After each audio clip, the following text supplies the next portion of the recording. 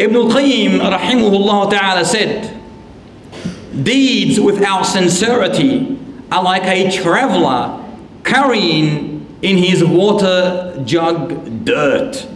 Who understands this statement? Ibn al-Qayyim said that deeds without sincerity is like a traveler who carries in his water jug, he's in a desert, in his water jug, dirt. What does he mean by this? Can you imagine a traveler in the desert, extremely hot, when he becomes thirsty? Can he drink dirt? Absolutely not. What does he need to drink? Water, in order to benefit, to revitalize, to re-energize, to be able to keep on going. So what does Ibn al-Qayyim rahimahullah ta'ala mean by this in the light of what we studied?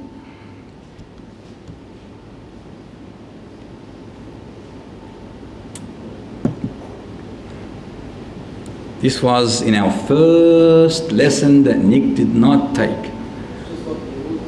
Huh?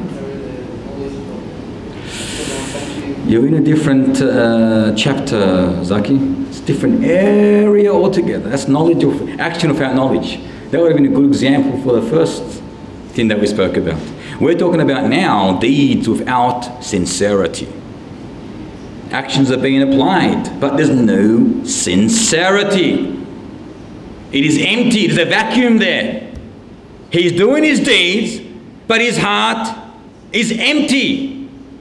No sincerity. Instead of putting sincerity, ikhlas for Allah, he's got something else in it. Dirt.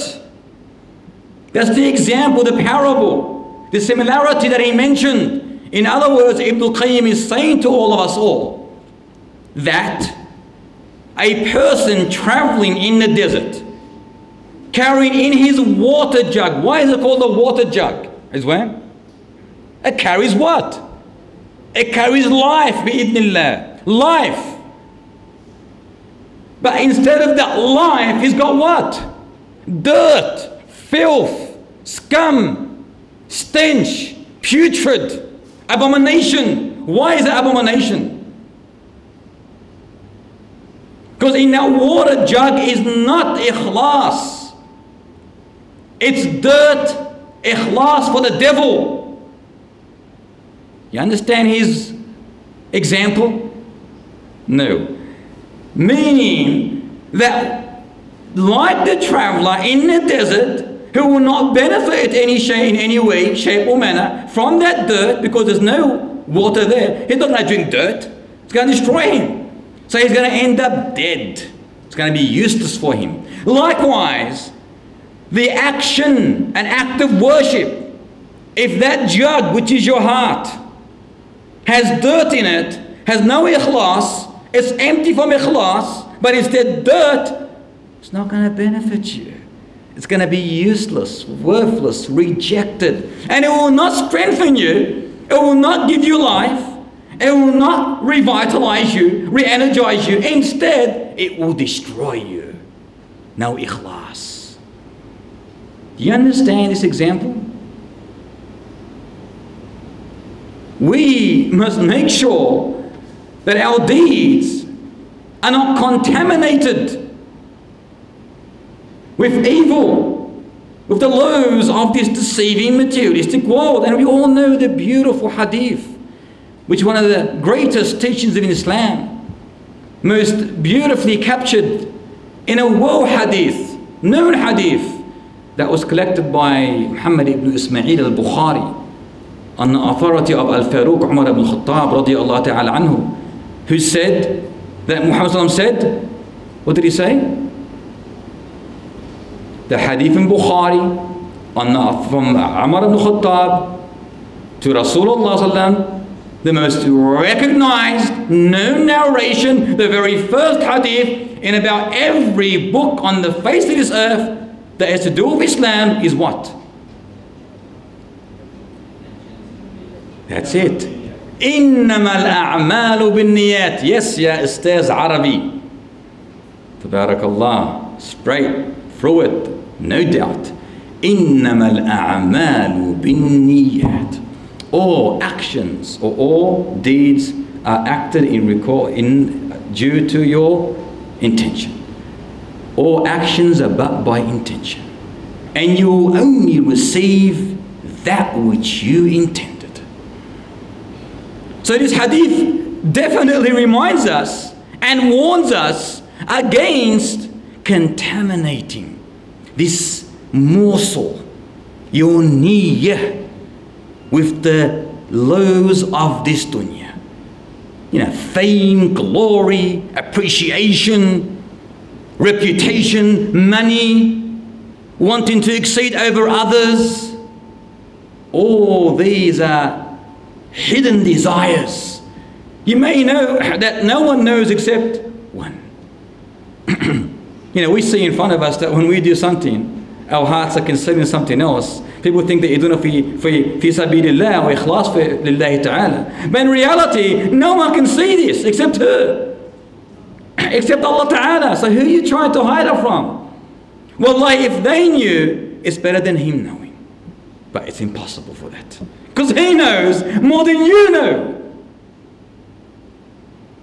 So how can someone contaminate that beautiful morsel of ikhlas, your niyyah, for worldly gain?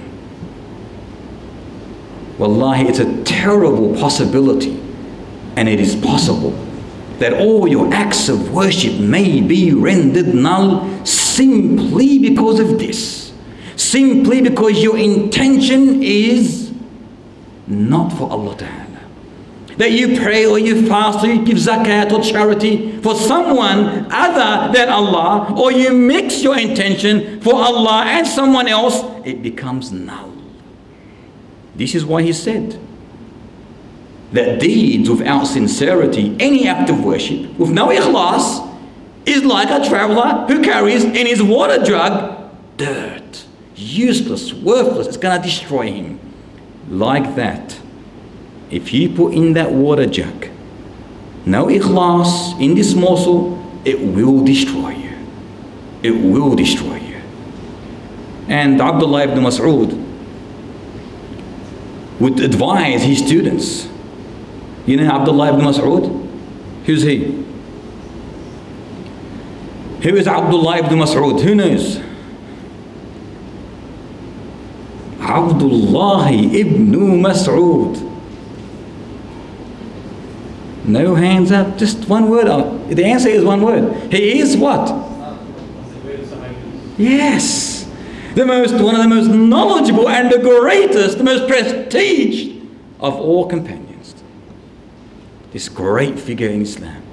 When he used to teach Islam, he would advise his students, if your intention, before he started, if your niyyah was one of these three, do not sit in my lesson. And do not study Islam. What did he say, Zaki? If your intention is one of these three, leave this sitting. Do not study Islam. Do not seek the knowledge of Islam. The first one, if your intention to seek Islam is to argue with the fuqaha, the jurists, the scholars, the teachers of Islam, the reason why you're here is to argue with them, just to argue, don't sit here. Or to shame the ignorant. Many people, because they have a little bit of Islam, wherever they are, whenever they are, they sit in circles, in gatherings, and they know that these people are ignorant of Islam. They want to prove themselves. So they try to shame those that do not know. They embarrass them. This is a false intention. It's haram. And it's rejected, not accepted. That action. And the third, if you desire that people's faces turn into your direction, do not study Islam.